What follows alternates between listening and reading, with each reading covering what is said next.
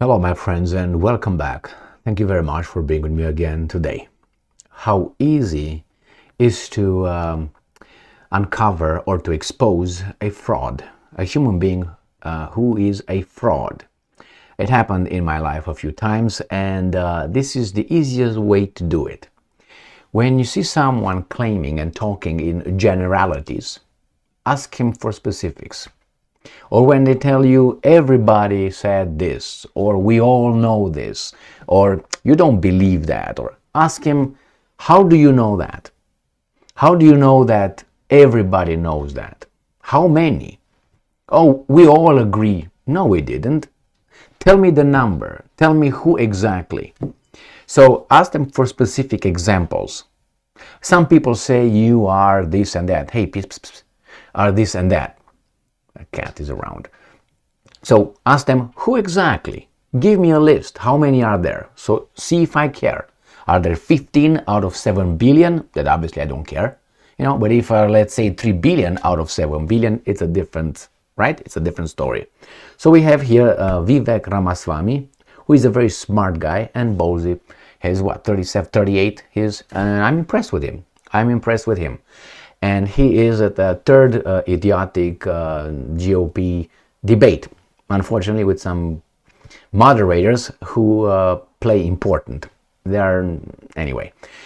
So I'm gonna play here about 3 minutes, maybe, not even, I think, in a video where Ramaswamy calls out Nikki Haley, who's pushed by the military-industrial complex, and Chris Christie, who's over there just to bite Trump's by the butt, but he can't reach because he's too fat and he can't reach that high.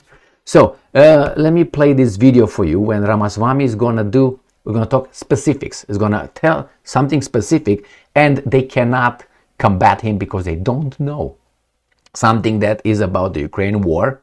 That these guys ask for more money and support the war, and he talks about Nikki Haley and calls her out. Then it's Chris Christie jumps in to defend the system, and then Ramaswamy hits Chris Christie as well with the same question or the same statement, which is you don't know specifics. And I will end with, if you remember Liz Truss, the former British Prime Minister and the British Foreign Minister. Well, I heard about her when she was the Foreign Minister of the Great Britain, when she visited Moscow, remember, and she was standing across from Lavrov at a table with her ambassador, the British ambassador to Moscow. And Lavrov asked her something, how about, just ask a question like specific. Let's say, what do you think Moscow should be, Moscow should be Russians or should be Ukrainians city? And she said, the United States, Great Britain will never agree Moscow to be Russian. And then the ambassador hit her and said, hey, Moscow is Russian, was Russian, will be Russian. So the debate was about a province, a region in Russia, when Lavrov asked her, how about that region? And she didn't even know that region. She did not know the specifics. So she just jumped. Oh, that will never agree, Great Britain, that to be Russian. But that was Russian. But she didn't know the regions. She didn't know why were they over there, actually. The Brits, why were you over there? She didn't know. That's why I was like, she's dumb as a rock. But she's good at something, seems like. She was the foreign minister. She was the prime minister. So now we have Nikki Haley and Chris Christie called out with the same thing. What do you know about that? You don't know shit, specifics. And instead of answering the question, they will attack him on something else. So, enough said, let's go to this one. Foreign policy experience is not the same as foreign policy wisdom. I want everybody at home to know that I was the first person to say we need a reasonable peace deal in Ukraine. Now a lot of the neocons are quietly coming along to that position, with the exceptions of Nikki Haley and Joe Biden, who still support this, what I believe is pointless war in Ukraine. Please watch her facial expression when he is attacking her. Her mouth, her eyes, her eyebrows. You can learn a lot from that. She's trying, but it's too obvious. She's caught with the pants down, but nothing good to see. I think those with foreign policy experience, one thing that Joe Biden and Nikki Haley have in common is that neither of them could even state for you 3 provinces in eastern Ukraine that they want to send our. He called them out. 3 provinces. What are the 3 provinces? Right now, look at her stare. She's looking in a space, trying to process. Like a computer, loading. Is trying to download something. Do I know them? And she can't name 3. She can't. Neither is Christie, but they will attack him with something totally different. And he's going to say, see, I told you. Watch her facial expression and listen to the guy. To actually fight for. Look at that. This is what I want people to understand. These people have, she has no idea what the hell the names of those provinces are, but she wants to send our sons and daughters and our troops and our military equipment to go fight it. So reject this myth that they've been selling you, that somebody had a cup of coffee stint at the UN and then makes $8 million after, has real foreign policy experience. It takes an outsider to see this through. Look at the blank expression. She doesn't know the names of the provinces that she wants to actually fight for. And there's her puppet masters right there, the donors right. Why were they booing? Would you not want as an American to know if the guy that you're supporting knows what he's talking about? Wouldn't you want? If you vote for someone, don't you want to make sure that that person who, let's say, promotes sending weapons in a war knows something about the geopolitics over there? That's the whole principle of representative democracy. Someone fights for your interest, knowing what's going on, being the best one, the best fighter. You send, when coming up, I have my cat here walking around.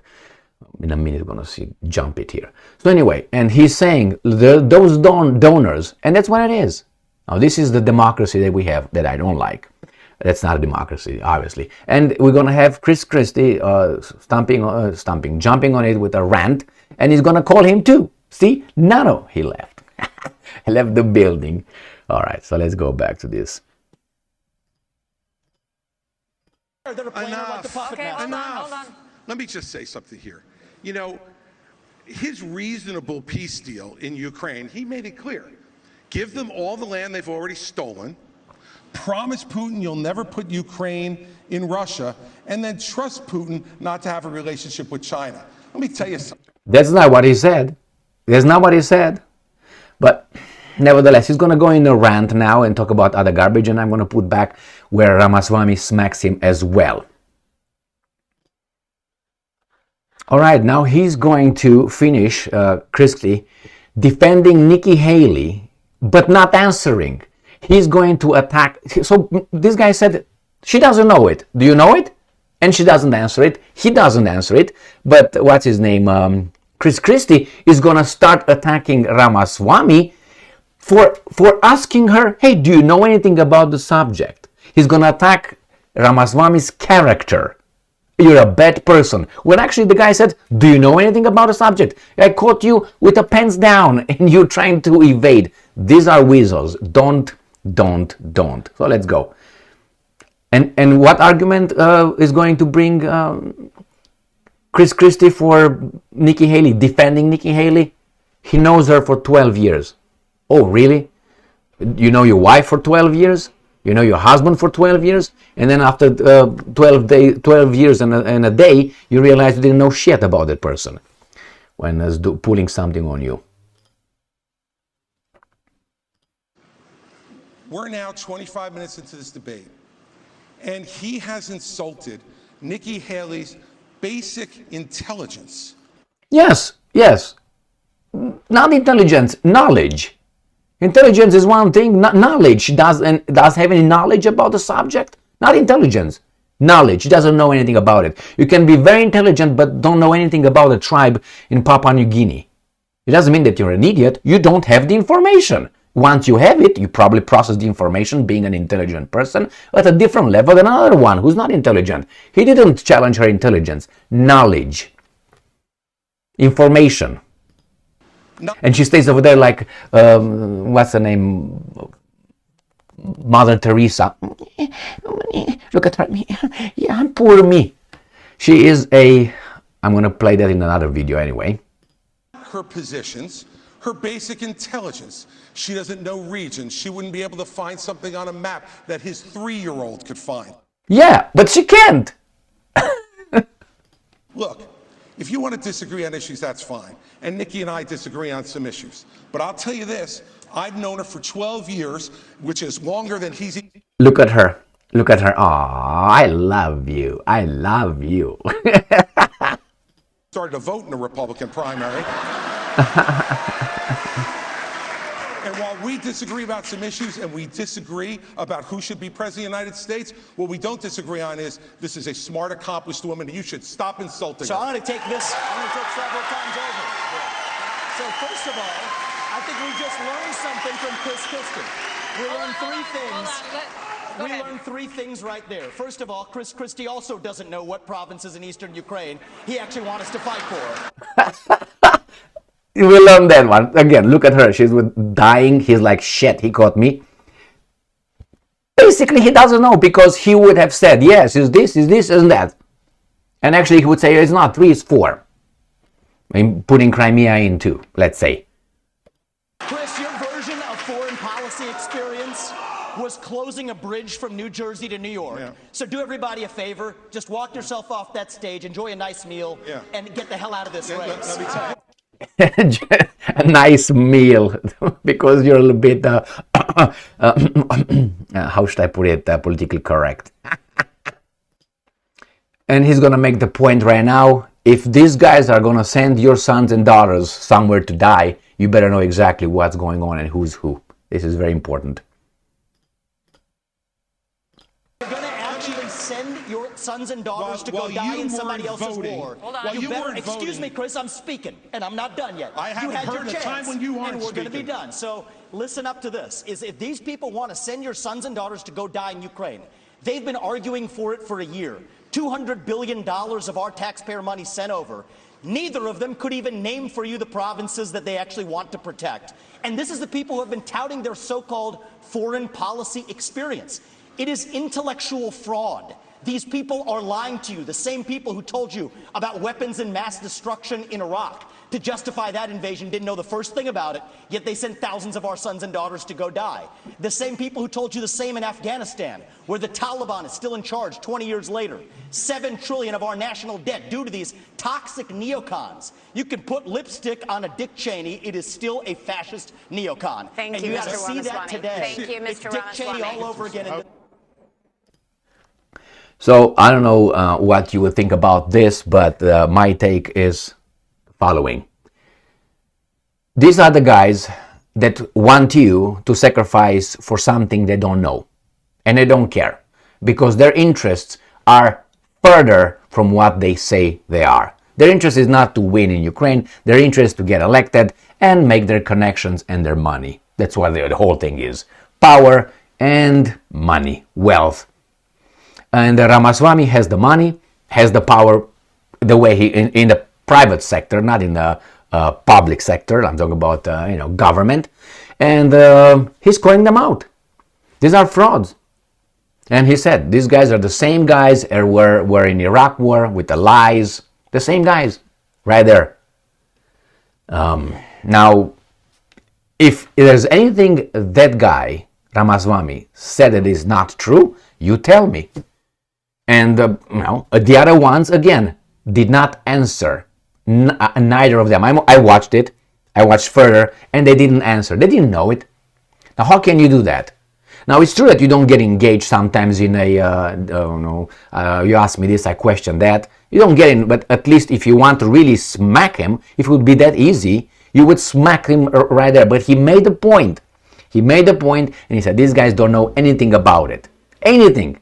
And they could have come back and say, yeah, I know, it's Donbass, it's Luhansk, it's Donetsk, it's whatever they want to say, Kherson, Kharkiv, Kharkov, how you want to call it, how do you call it, Crimea, if you want to put it in, then you go and tell them all, basically, no? But you can take it by oblast if you really want to go like that, no?